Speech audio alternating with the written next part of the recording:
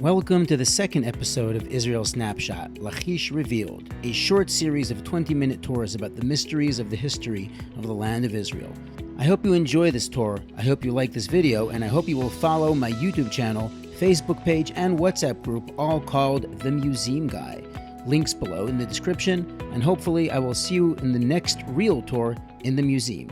Enjoy the tour. Welcome to Israel Snapshot, the second episode in our series where we go over the mysteries and secrets of the land of Israel, and hopefully in preparation for your next visit, or if you're here, you have an idea of somewhere you can go, somewhere you can visit, somewhere you may have not really thought about too much before. Our story today is the story of the second most important city in the kingdom of Yehudah. That is the city of Lachish. Now, we haven't heard much of Lachish on a regular day. We don't really hear about it when we learn Tanach, when we learn Jewish history, because it's not such an important city today. Today we have, Jerusalem is the capital, and then we have all these other cities. We know about Tel Aviv, Modi'in, the Golan, whatever. Nobody thinks about Lachish. But Lachish is not only a very important city biblically and historically, but also in terms of tourism. They're developing a new tourist visitor center, which is supposed to open within a week or two. Last I checked, and I was just there not even a couple weeks ago. So that's going to be an exciting thing, and I want to take you into this a little bit. So let's begin. The background picture here is actually from Lachish. I took this last week when I was traveling there with Koren Publishers. We're doing a podcast, so if you're interested in hearing the podcast, look up Koren, Koren, Koren Publishers podcast. They're going to be sending that podcast out soon. But we basically have a lot to go through, so let's get started. So first things first, let's go to Lachish and see where it's located. Okay, so here is Tel Lachish. Now, to give us some perspective of where Lachish is, I said it's the second most important city after Yerushalayim. So if it's the second most important city after Yerushalayim, let's see where it is compared to Yerushalayim. So that yellow spot, that yellow dot in the distance is Jerusalem. It's in the hills, and is in the hills, and this is Tel Lachish. And further up to the left or to the north, this other blue spot is another very important city called Azekah, which we will hopefully mention towards the end. So Lachish and Azekah. Now, this is very important for us in terms of the geography, because look how Jerusalem is located. Jerusalem is on the mountain range. It's on the hills. It's on Hare Yehudah, the Judean hills. And this area before us is the coast. This is the Philistine cities. There's Gaza down here. We move further up. It's Tel Aviv. If we zoom out a little bit, we're already technically in Egypt. So Lachish and Azekah, these two cities are basically the strongholds on your way in towards Jerusalem. So if you want to attack Jerusalem, the smart way to do that is to make sure you're not going to be attacked from the rear. If you come in and attack Jerusalem straight, there may be some reinforcements coming from these cities. So these cities are really the key you have to take down before going to take down Yerushalayim. That's going to play an important role as we continue this story. So first of all, that was the location of Lachish. Let's go in and actually see the site of Lachish. So here's Lachish, this mound over here, which has a commanding view of the entire area. So you see there's hills behind us. And now as we look out, we're looking at the coast. So we're looking at a more flatter area. So you're controlling the passage in this entire area. And you're basically one of the fortresses, the protectors of the hills behind you. Around us here is the modern city of Lachish. There's also, it's a Moshav Lachish. There's also Amatzia. It's another interesting story behind that name, which relates to the biblical story of Lachish. We don't have time to get into that, but let's go into the site itself.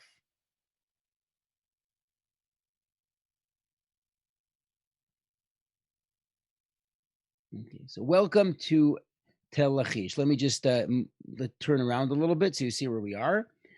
You drive down and you get to the parking lot, and this over here is the new visitor center that is currently being built.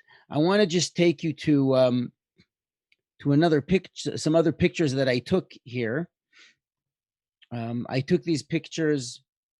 So I took some of these pictures, some of them 2 years ago and some of them last week as we were coming towards Lachish. So you get the idea of driving down the road. Here we go.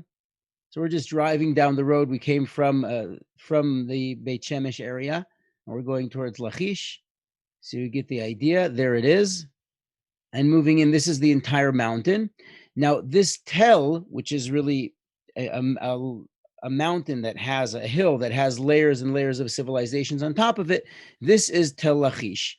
Passing by for hundreds of years, you didn't see anything, you were unsuspecting. But then about 150 years ago, the Palestine Exploration Fund, the British were exploring the land of Israel, mapping things out, and they started discovering all these remains. And eventually, areas of Israel were dug up, and then there was the question of identifying biblical cities. So this is where we are standing right now. There's a ramp that is built going up to the ancient city gate, and we're going to go there in a moment. But what I want to show you is now, when you arrive at the center, there are a lot of aids, visual aids and props that help you as a visitor appreciate the site. And I'm going to show you some of these that are fascinating. This one it's a little key, like a keyhole that you look through, and it projects the city gates and the walls all the way up, so you can imagine what you were looking at had you been approaching the city 2,700 years ago in the time of our stories. So this is as we enter Lachish. But let's go back to our map. Okay.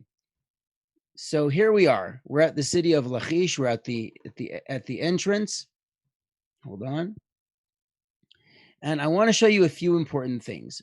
First of all, that's the ramp going up to the city. If you go there now, they poured an entire concrete road, and there's colorful maps, and we're going to look at some of them, diagrams and stuff that really help you appreciate what the city is, where we are in time, and what we're doing. I'll get there in a moment. And then there is this siege ramp, and if you look up close, there is some kind of model of some sort of tank with a battling ram and with archers. All of this is a really cool new installation that's just been there for a few years, and it's constantly being added onto. So there's more and more going on here in Tel Lachish. So what is Tel Lachish? Why is this city important to us? We've seen where it is. We're also going to talk about two different periods of time in terms of Lachish. So to do that, I want to show you something that's actually in the park now that really makes it a little bit easier to follow. So give me just a moment. Take you there. One sec. Okay, in just a moment.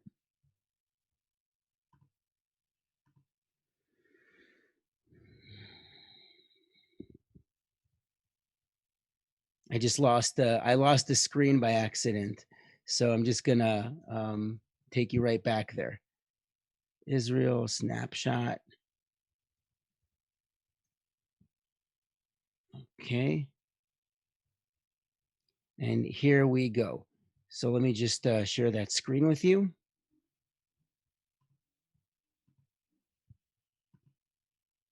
Here we go.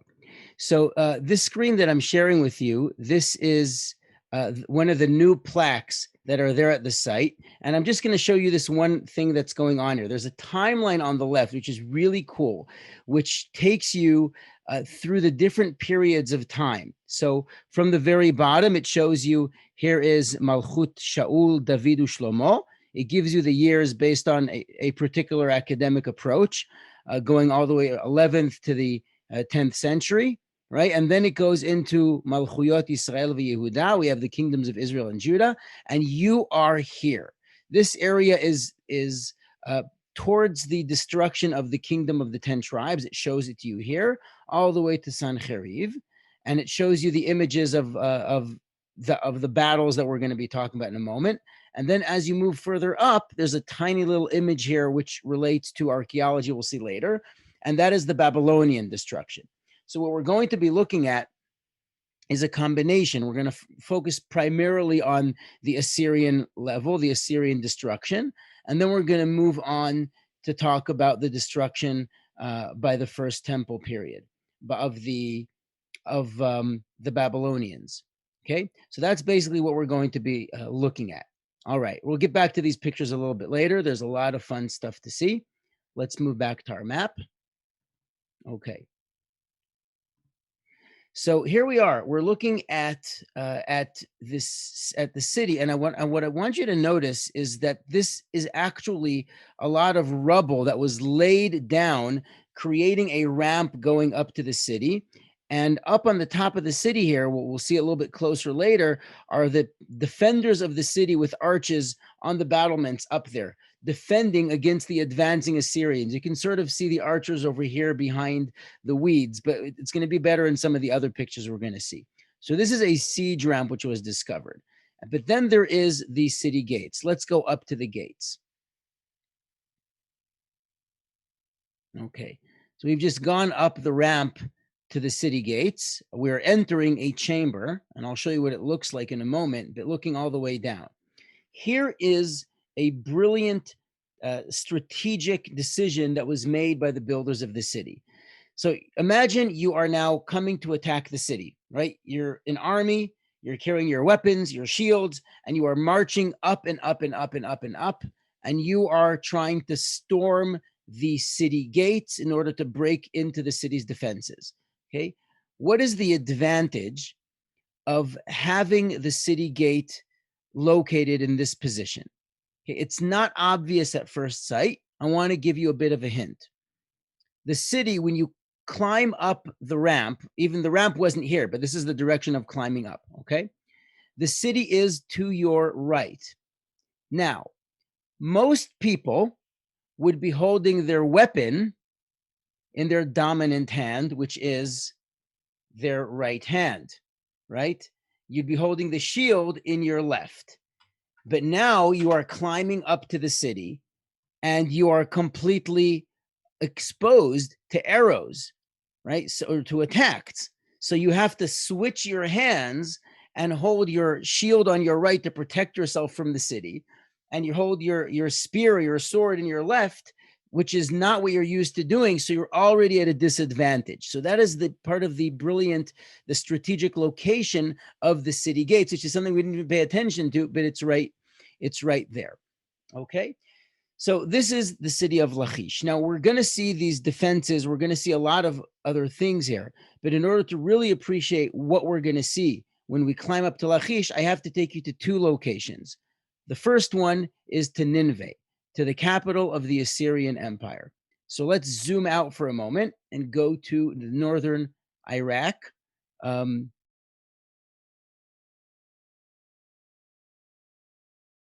going to go to the British Museum and to Iraq. So that was the idea.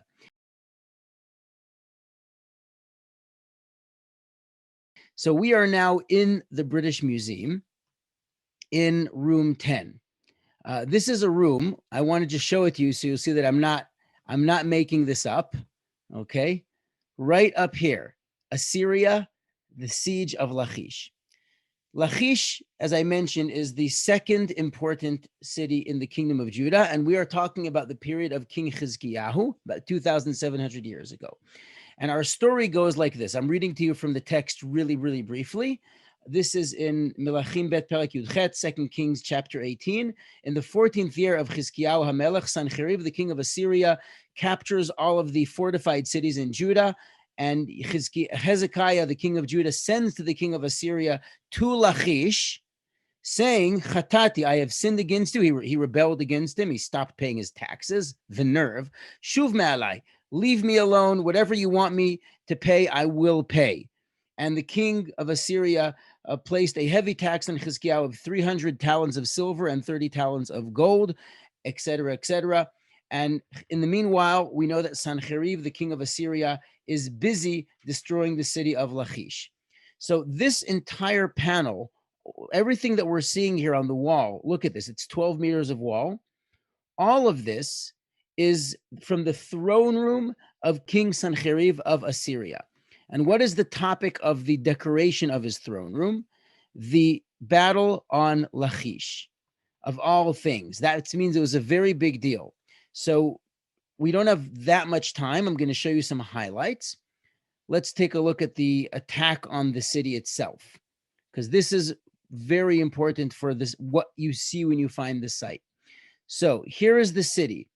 The city, you see these people on top here with shields on top of the wall, and they are defending. There's archers. It's hailing torches and rocks. Anything that they can, they are throwing down on the Assyrians, who have laid down a siege ramp. Those are those diagonal lines you're seeing. And the Assyrians are marching up those siege ramps with their full-bodied shields, with their archers, with their spears, with their sling stones, and they are advancing onto the city. But another thing that you see here, if you look carefully, it's right now in the center of the screen, is a tank. And we saw that now in the site, on the site itself. This is a tank. This is one of the Assyrian engineering inventions, a tank which is designed to crumble the fortifications of cities. Now, what's really neat about this tank is that there are several roles in the tank, not unlike today, where it's not just one person. There's a driver, there's a shooter, there's a loader. My brother was in tanks, there's all kinds of different stories of what happens in the tank with the different people. One of the people on the top of the tank is shooting with arrows to protect the advance, but another one is going backwards and pouring with a sort of ladle, pouring water onto this battling ram, which is being attacked by torches. They're trying to burn down this wood.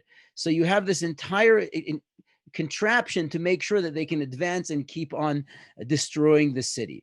So this is part of the destruction of the city of Lachish. And you see below here two things. You see Jews being deported, sent out of their city, mostly women and children going into exile with packing their bags. And below here, you see people who are impaled on spikes. And that is part of the Assyrian psychological warfare. So this imagery was used now by the by Israel Parks Authority to create the experience when you go to Lachish. Now let's move up. So there are captives being led into captivity, and there's people being flayed over here. I mean, it's not a pretty scene. There's people being beheaded, and the city was destroyed. And leading up to the throne room, presumably the throne was somewhere here. Here is the throne of Sancheriv. And how do we know that? Because there is the golden treasure for the jackpot for every archaeologist. There is an inscription. And the inscription reads that Sancheriv, the king of the world, king of Assyria, sits on his throne as the spoils of Lachish are paraded before him. So this is a story which is in the British Museum. And what I wanted to show you about Iraq, I'm just going to show you the picture because our time is short, but this is a reconstruction by Austin Henry Laird, who excavated here in 1848 and discovered the palace of Sancheriv in Nineveh on the Tigris River. And there is a beautiful artistic reconstruction of it. You see, this is just using imagination and a bit of what we found, but this is trying to show you the powerful city, and it's in this city that you find the story of Lachish. So that is a really fascinating thing to see. Now, what I wanted to show you, in addition to that, I'm going to take you back into the British Museum. So we are moving upstairs to room like 56, 57.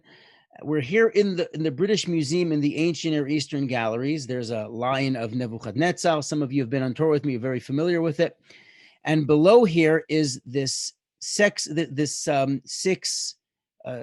this hexagonal cylinder known as the Tyler prism.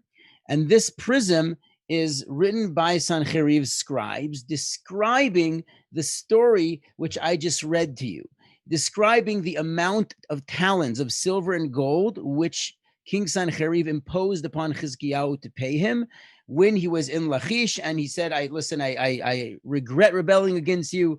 I'll pay the taxes. Just leave me alone, even though he almost destroyed the kingdom after that. So that is an inscription. Now, this particular inscription is actually, there's two more of those prisms that are found intact. We have very little time, so I'm going to show you one more of them, which is in the Israel Museum. So hold on tight. We're jumping to the Israel Museum. Back to Israel.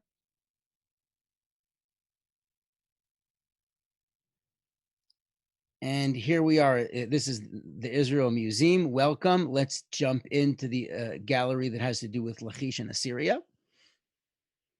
Now, when you come to Israel, you'll know to look for this room. And right here, promptly, is a replica of the Assyrian throne room of Sancheriv, because it describes the fall of Lachish. But in the Israel Museum, you have some of the treasures that were excavated in Lachish. So here's another one of the hexagonal inscriptions. This is called the Sennacherib prism. There's 3 of them in the world. The next one, the third one is in Chicago. I didn't have time to go and see it. And there's all of these siege weapons. There's sling stones, arrowheads, there's rakes, all kinds of weapons that were used by the Assyrians to attack. And then there is this big jug, which was found in Lachish and reconstructed. It's not the only one. Here's another one right here.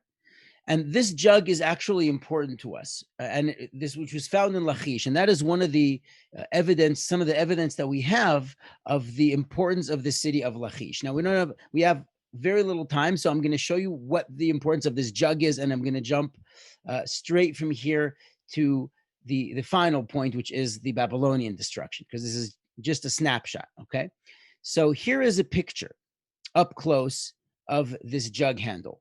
If you look at the jug handle from those jugs, which were reconstructed, found in Lachish, there is writing on top of it. It's a little bit hard to see what it says, so let me give you a better picture and read it to you.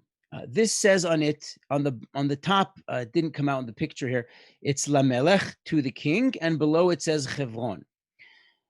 These jug handles are evidence of the king needing to run a tight administration to collect taxes because of the Assyrian Empire, either to pay Assyria because we're vassals to Assyria, or to fund the preparations for the invasion of Assyria. That's a very, this is really an overview, but on July 13th, there's going to be a virtual tour for Herzog's Yimei Iyun called The Age of Empires, and you'll get to see the virtual tour. I'm covering a lot more of that, so stay tuned for that. I'm updating that in my WhatsApp group and all the other social media and everything.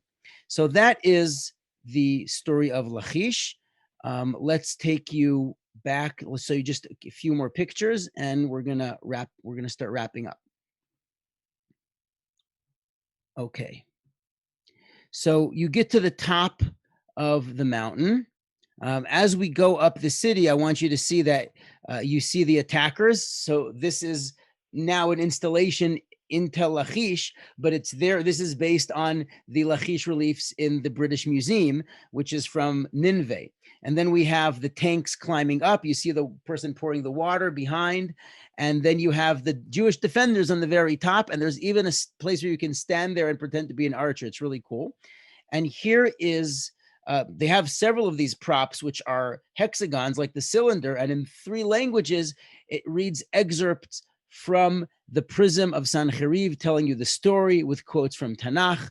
Those are the archer points where you can stand there and be the defender of the city. So this is really neat. This has to do with the Assyrian destruction. So Assyria destroys the city of Lachish, and indeed we find out later that when Rav Shakeh, the messenger of Sancheriv, goes back to find Sancheriv, he's already moved on to Livna. He's moved on from Lachish. I want to take us to the last part, and this is to the Lachish letters. So this is inside the city gates, where we're standing outside the gates as we just were, and we just moved inside. So this picture there shows you how you move in. The city's to your right, and there's this plaza inside that's protected, and then you move further on into the city. So there's several defenses to the city, and that's what I wanted to show you. As you move into the city, they show you these other finds, which is a replica of the Lachish letters. The Lachish letters, there's about 18 of them that were found here by a British excavation. So if you had to guess where they are, They're in the British Museum. I can jump there too if we had a little more time. I underestimated how fast this is going to be. So the Lachish letters. What are the Lachish letters? The Lachish letters are military letters that were written in the area to people back and forth who are protecting these cities. This is from the Babylonian period. If you look carefully at the picture, the timeline, it says you are here. That's the Babylonian destruction. This is Nebuchadnezzar. So we're dealing almost 100 years later after the destruction, over 100 years after the destruction by Assyria. Okay, so these are the Lachish letters. What are the Lachish letters? Why are they important to us? The Lachish letters basically say that we are protecting, we are standing here guarding, we're protecting the bonfires of Lachish according to the signs that you have given me, etc., etc. I'm reading the last part. We can no longer see Azekah. What are we talking about that we can no longer see Azekah? Well, one second. Let me go back to the map. So here we are. 1 second. I want to share the screen. Here we go. So moving back to Lachish, what we're going to see here is that we are now reading about the final stages of the city of Lachish right before its fall by Babylon. I want to just put us in position. There is Lachish, there is Azekah. Excuse me, I'm going to turn it around. I don't want you to get too dizzy. I was just the wrong part of the map. Here we go. So we have Jerusalem there in the back. Nebuchadnezzar is going to advance to destroy Jerusalem. But before he does, anyone going to Lachish knows this very famous quote, Jeremiah 34, Yirmiyahu Lamed Daled, which is as follows, that Nebuchadnezzar, the king of Babel, and all of his army and all of the kings that he controls and all of the nations with him are battling and fighting for Jerusalem, etc., etc. V'chel melech Bavel nilchamim al Yerushalayim. They're fighting Jerusalem, ve'al kol arei Yehuda notarot, and all of the remaining cities in Judah. El Lachish ve'el Azekah. He's fighting Lachish, he's fighting Azekah. Ki hena nisharu be'arei Yehuda arei mivtzar. These are the last cities standing. So to wrap this up, those Lachish letters found at Lachish, according to one of the opinions, is this exact verse. Lachish and Azekah are the last city standing. Azekah has fallen. It's bonfires. It's like a communication system. We can no longer see the bonfires. We are next. You're watching the last gasps of breath of the kingdom of Judah before it falls. Lachish is the last city to stand. So to sum up what we have seen, we've briefly looked at a city which we don't think about so much today, but we've seen that this city has a visitor center that's opening up very soon. There's a lot of exciting things going on there. And I was just there last week. So I want to just assure you that they're opening up a cool visitor center. I also found on my last visit there, I also found a lot of more contemporary armor there in the ground. So I was just there and I found all these bullets. No kidding, a whole bunch of them. All of that at the bottom of Lachish. So more modern archaeology. But that was Lachish. That was an overview. So thank you very much. This is really brief, short, to the point. I'll send all of you who signed up a private link to view it on YouTube as soon as I've had the opportunity to edit this. The next one, I still have to check out the schedule. It's usually Sunday at noon, but next week is a fast day, Shiva Asar B'Tammuz, and I'm traveling, so we'll have to see. We'll be in touch. Maybe we'll make it Wednesday the same time. We'll see what works for you. Feel free to let me know. But I just want you to know, I'm planning on doing a few more of these virtual tours. But if you're in Israel, there's going to be tours in the Israel Museum July and August. I'm already advertising I already put up the first one, July 6th, on my site. You can check that out. Either way, thank you so much for being with us. It's really a pleasure.